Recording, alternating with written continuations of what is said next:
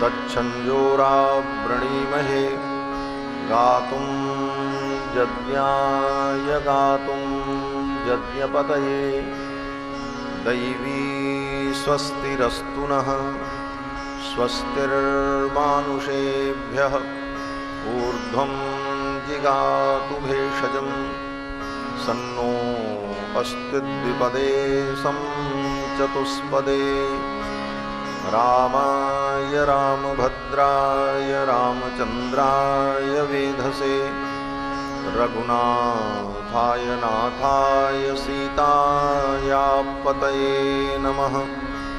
रामं रामानुजं सीतां भरतं भरतानुजं सुग्रीवं वायुसूनुं च प्रणमामि पुनः पुनः। नमोऽस्तु रामाय सलक्ष्मणाय देव्यै च तस्यै जनकात्मजायै नमोऽस्तु रुद्रेन्द्रयमानिलेभ्यो नमोऽस्तु चन्द्रार्कमरुद्गणेभ्यः। चरितं रघुनाथस्य शतकोटिप्रविस्तरम् एकैकमक्षरं प्रोक्तं महापातकनाशनं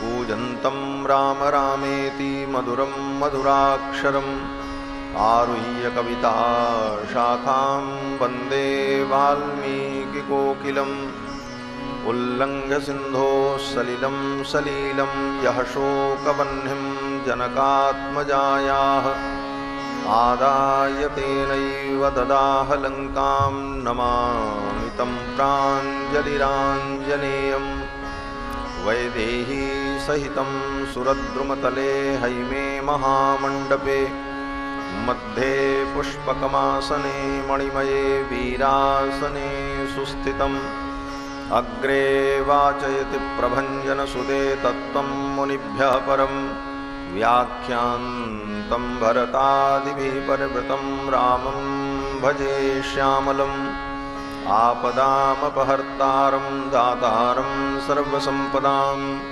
लोकाभिरामं श्रीरामं भूयो भूयो नमाम्यहम्। व्याख्यामुद्रां करसरसिजैः पुस्तकं शङ्खचक्रे बिभ्रद्भिन्नस्फटिकरुचिरे पुण्डरीके निषण्णः अम्लानः श्रीरमितविशदैरंसुभिप्लावयन्माम् आविर्भूयादनगमहिमा मानसे वागधीशः शाण्डिल्याह्वयवंशवारिधविधुं श्रीकोसलेशार्चकम् विश्वक्सेनयतीन्द्रदेशिकपदद्वन्द्वारविन्दाश्रितं स्वाचार्ये सुयतौ जगद्गुरुवरे श्रीरामनारायणे नित्यं सक्तमतिं जगद्गुरुवरं श्रीवासुदेवं भजे। अस्मद्गुरुभ्यो नमः अस्मत्परमगुरुभ्यो नमः अस्मत्सर्वगुरुभ्यो नमः। श्रीमते श्रीभाष्यकाराय नमः। श्रीपराङ्कुशपरकालयतिवर वरवरप्रतिवादिभीकर गुरुभ्यो नमः। श्रीजानकीकान्तस्मरणं श्रीराधाकान्तस्मरणं सन्तपूर्वाचार्याः सहायाः सन्तपूर्वाचार्याः सहायाः। बोलिए श्री सीतारामचंद्र भगवान की जय।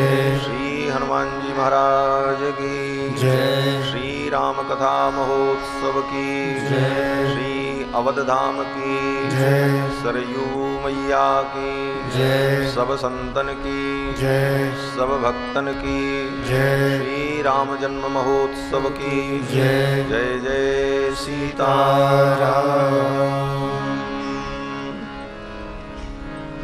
भगवान श्री सच्चिदानंद की मंगलमयी कथा का हम सभी लोग श्रवण लाभ प्राप्त करें, उसके पूर्व भगवान नाम संकीर्तन श्रद्धा भक्ति के साथ कर लें, पश्चात भगवान की कथा का आस्वादन करें।